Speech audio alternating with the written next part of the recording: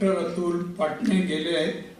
सन्माननीय अभिनव कुंभार, सन्माननीय अभिनव देशमुखजी, श्री राजेश गवंदे, श्री सुहेल काझी, प्रशांत पाटील, डॉक्टर दीपिका तांगडकर, आयोजक सन्माननीय अमोल गवळी, अनिता गवळी, त्यांची सर्व सहकारी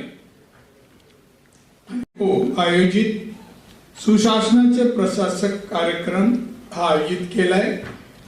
त्यामध्ये जे उत्तीर्ण झाले UPSC परीक्षेमध्ये ज्यांचा सत्कार आहे ते सर्व मान्यवर, त्यांचे पालकवर्ग. त्यामध्ये मुलगा या सुरुवातीला अंध मुलगा श्री गौरव मालक आई आहे याचे मी मनोगत ऐकलेलं आहे. आणि उपस्थित बंधू भगिनींनो आणि मित्र,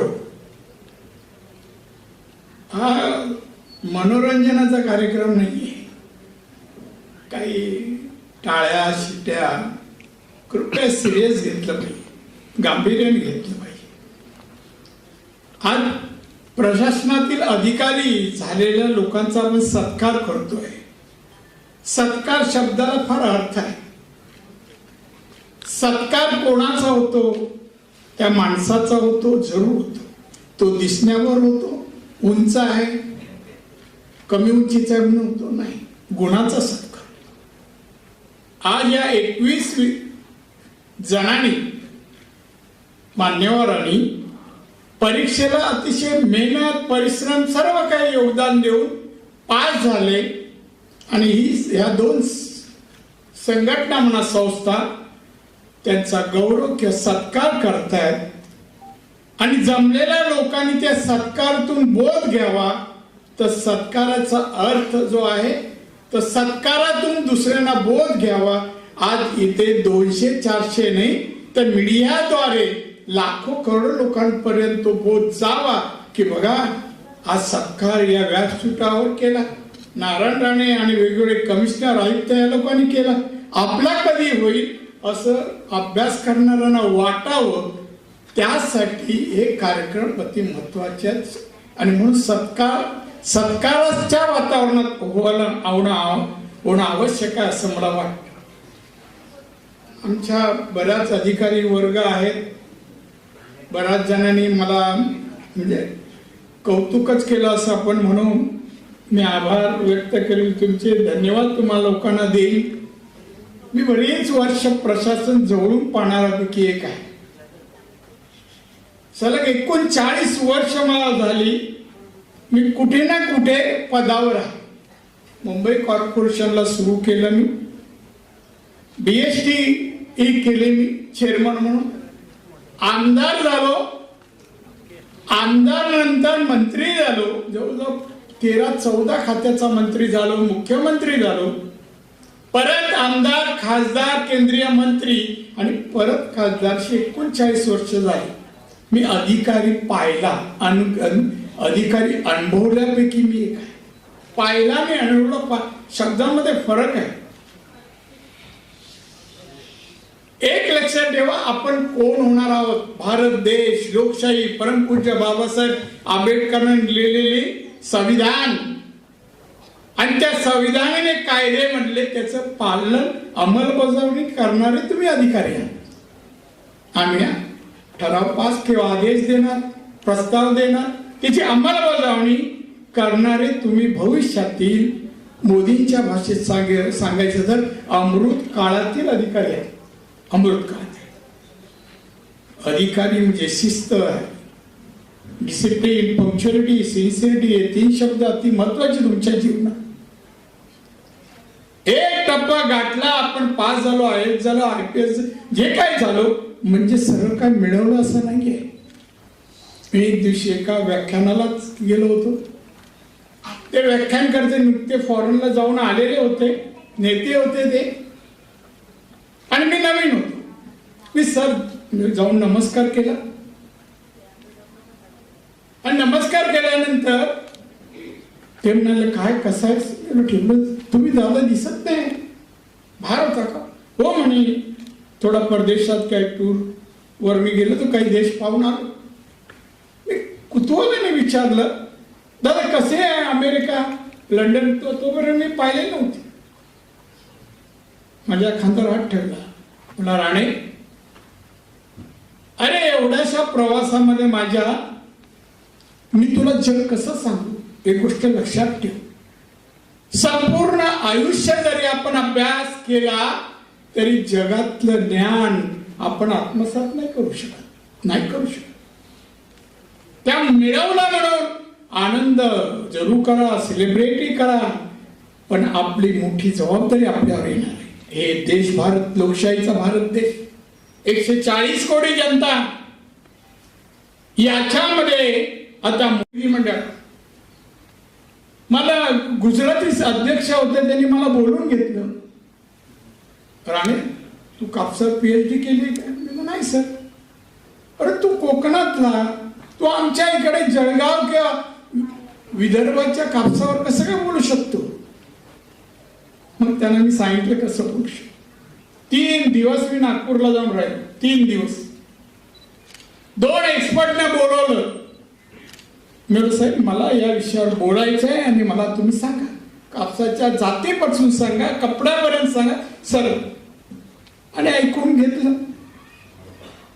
आणि मग दुसऱ्या दिवशी सभागृहात बोल. हे बघ, तुमचं अभिनंदन मी करतोय आणि त्याचबरोबर तुम्हाला शुभेच्छाही देतोय. कर्तृत्वान अधिकारी माझ्या देशाला हवे आहे, माझ्या देशाला हवे आहे. अमृत काळामध्ये भारत 2047ला विकसित देश म्हणून बाजूनी करणार आहे. मी आत्ताच आलो, मंत्री आत्ता होतो, या वेळेला नाहीये. पंतप्रधान विश्वकर्मा एक योजना जाहीर केली, आपल्याला सगळ्यांनी महत्वाकांक्षी योजना. मी शेवटच्या मीटिंग मध्ये अधिकाऱ्यांना सांगितलं, हा टेंडर मंजूर करा. 17 सप्टेंबर पंतप्रधानांचं वाढदिवस आहे, त्यामध्ये अंमल झालेली आपल्याला दिसायला पाहिजे. आणि तेवढ्यात निवडणूक झाली, आचारसंहिता आली आणि दुसरे मी माहिती की बाबा आता 17 सप्टेंबर येत झाली का, एका अधिकाऱ्याने ती रिटेंडर केली. अशी आपण अधिकारी आहोत, महाराष्ट्राचे आहोत, छत्रपतींचा महाराष्ट्र आहे, परंतु आपले आंबेडकर साहेबांचा महाराष्ट्र आहे. मग त्याचे अधिकारी आम्ही कसे कर्तव्यदक्ष असतो. राजकारणात माणूस आला का पहिला छत्रपती शिवाजी महाराज की जय, रथ किती आहे, ताकद किती आहे, मुद्दा गाऊन, पण घोषणा तरी देतो ना.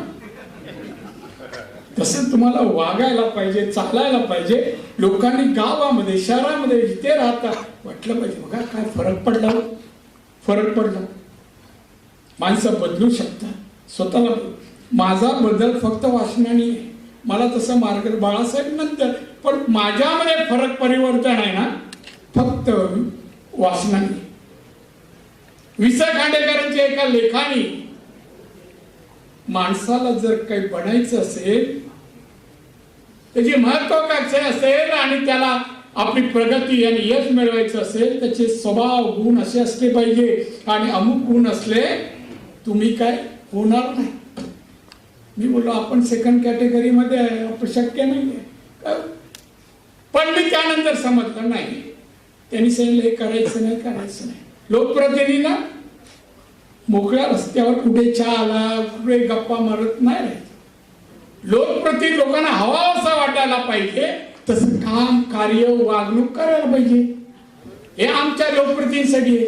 आणि तुम्ही अधिकारी, कर्तव्य दक्ष अधिकारी माझा. मी तुमचं एक काम म्हणजे बढ़िया आप लोग की तरफ से हुआ, युवा उत्थान फाउंडेशन की तरफ से कैसा कार्यक्रम रहा और क्या लगता है इस तरह कार्यक्रम से कितना मदद मिलती है युवाओं को, या छात्र है या जो कुछ बनना चाहते हैं, UPSC की तैयारी करना चाहते हैं या बाकी छात्रों को क्या कहना चाहेंगे? सबसे पहले आपका नाम, उसके बाद आप बताइए। सर बिल्कुल, युवा उत्थान फाउंडेशन के माध्यम से 2017 से लास्ट 8 साल से हम UPSC केंद्रीय लोक सेवा आयोग नागरिक सेवा में जो उम्मीदवार हर साल पास होते हैं महाराष्ट्र से और इंडिया से, उनका सत्कार का प्रोग्राम हम हर साल रखते हैं। इससे कई सारे बच्चे जो देहातों से, ग्रामीण इलाकों से आते हैं या शहर से भी आते हैं, उनकी एक स्ट्रगल, उनकी अपनी एक स्टोरी होती है, तो वो स्टोरी हम समाज के सामने लाना चाहते हैं। और उनका मार्गदर्शन हो, उनकी सफलता का राज है उनका हार्डवर्क, उनका पैशन। जैसे आपने सुना, कई सारे बच्चे हैं जो नासिक से आए थे, अहमदनगर से आए थे, अमरावती, नागपुर से आए थे, तो उन लोगों को समाज के सामने उनका आदर्श खड़ा करना, समाज के सामने उनको लेके जाना और उनके लिए काम करना, ये युवा उत्थान फाउंडेशन का उद्देश्य है। इसलिए हम उनको स्कॉलरशिप देना, उनको फैसिलिटी उपलब्ध करके देना, उनको किताबें देना, उनको पैसे देना, इस प्रकार की मदद हम करते हैं। हमें बहुत अच्छा लगा, आप कई सारे मीडिया कर्मी इस प्रोग्राम को आए हैं, तो हम आपका भी शुक्रगुजार करते हैं, आपको भी धन्यवाद देते हैं। और जैसे आपने सुना, पूर्व केंद्रीय मंत्री नारायण राणे जी इस प्रोग्राम को आए थे, कई सारे सीनियर ब्यूरोक्रेट्स, नौकरशाह के कई लोग आए थे, आयकर आयुक्त कुंभार सर हो या अभिनव देशमुख सर हो, यहाँ के एडिशनल सीपी हो या कस्टम्स के ऑफिसर्स हो, कई सारे लोग आए थे। हम उनसे समाज में यही एक उद्देश्य लेकर जा रहे हैं कि हमारा समाज और हमारा जो तरुण है वो ज़्यादा से ज़्यादा स्पर्धा परीक्षा में आए और देश को विकसित भारत करने में अहम भूमिका निभाए। सर, एक चीज़ मैंने देखा सर, नारायण साहब ने जो किस तरह के आईएएस हमारे आगे होना चाहिए, किस तरह भाषण देना चाहिए, किस तरह का अपने आप को दिखाना चाहिए, उन्होंने एक सबक सिखाया, मतलब एक होकर दिशा दिखाया उन्होंने। कैसा लगा आप लोग? राणे सर अपने आप में एक कहानी है आदर्श प्रशासक की। राणे सर ने हर एक पोस्ट पे काम किया है, जैसा आप जानते हो, वो बॉम्बे महानगर पालिका में पार्षद थे, बाद में विधायक बने, बाद में मंत्री बने, मुख्यमंत्री थे, विरोधी दल के नेता थे, एमपी थे, मंत्री थे और केंद्र में भी मंत्री बने थे। तो इनके थ्रू हम यही मैसेज लेना चाहते हैं कि अगर आपके ऊपर विश्वास हो, आप बदलाव करना चाहते हो, तो एजुकेशन के थ्रू ही बदलाव होगा, शिक्षण से ही एम्पावरमेंट होगा।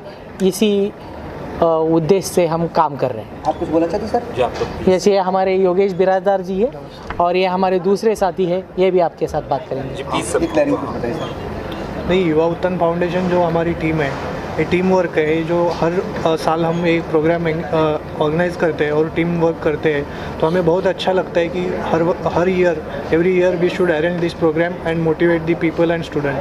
धन्यवाद। सब what's your take on this